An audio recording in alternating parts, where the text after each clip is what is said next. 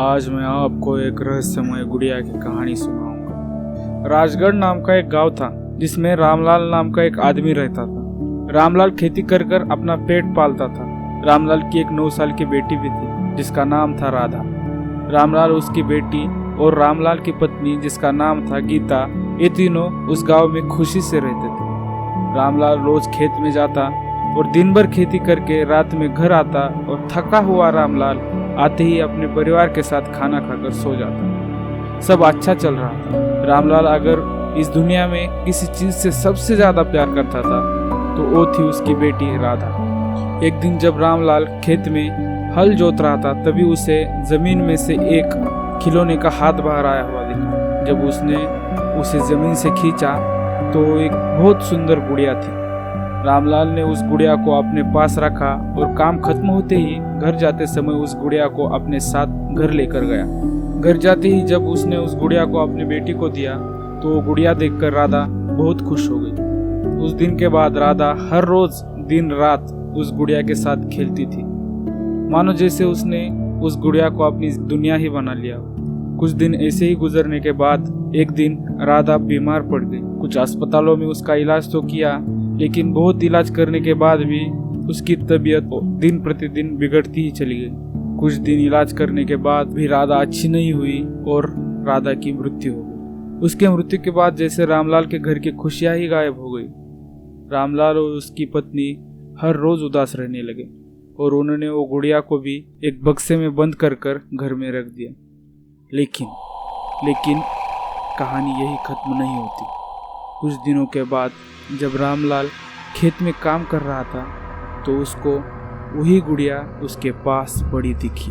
वो उस गुड़िया को देखकर काफी हैरान था और परेशान भी। उसने सोचा कि ये गुड़िया को तो मैंने अपने हाथों से बक्से में बंद कर घर में रख दिया था, तो ये गुड़िया यहाँ कैसे आई।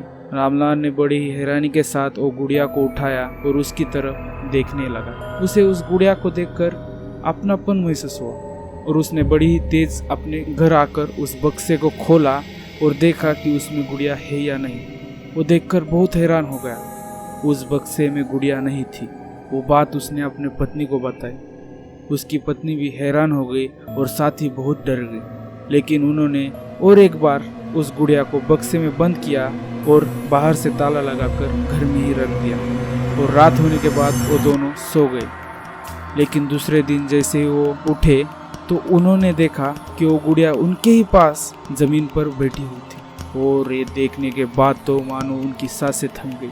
वो बहुत ज्यादा डर गए और उन्होंने ये बात सीधा जाकर गांव के सरपंच को बताई। सरपंच ने बड़ी ही तेजी के साथ एक बाबा को बुलाया। बाबा रामलाल की पत्नी और सरपंच रामलाल के घर गए। बाबा ने जैसे ही उस घर को देखा तो उनके अलावा और भी एक शक्ति आसपास होने का उन्हें एहसास हो गया और घर में जाकर जब उन्होंने उस गुड़िया को अपने सामने रखा, कुछ पूजा पाठ किया और थोड़ा पूजा पाठ करने के बाद उन्होंने उस गुड़िया से बातें करना शुरू किया।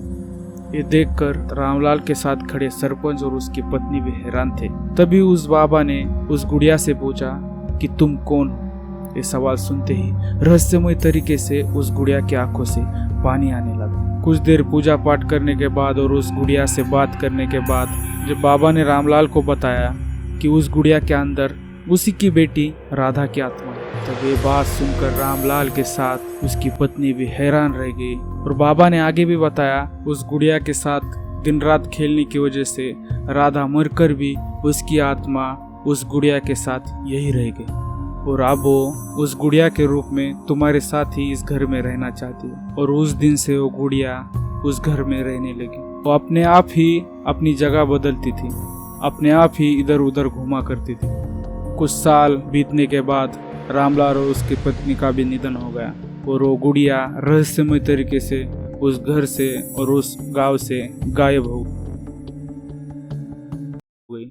तो दोस्तों, आपको ये कहानी कैसी लगी एक कमेंट बॉक्स में जरूर बताएं। अगर ये वीडियो आपको पसंद आया तो इस वीडियो को लाइक शेयर करें और ऐसी ही हिंदी कहानियां सुनने के लिए हमारे चैनल को सब्सक्राइब जरूर करें और साथ ही बेल आइकॉन भी दबाएं। आज के लिए बस इतना ही। मिलते हैं एक और नई कहानी के साथ। तब तक के लिए अलविदा।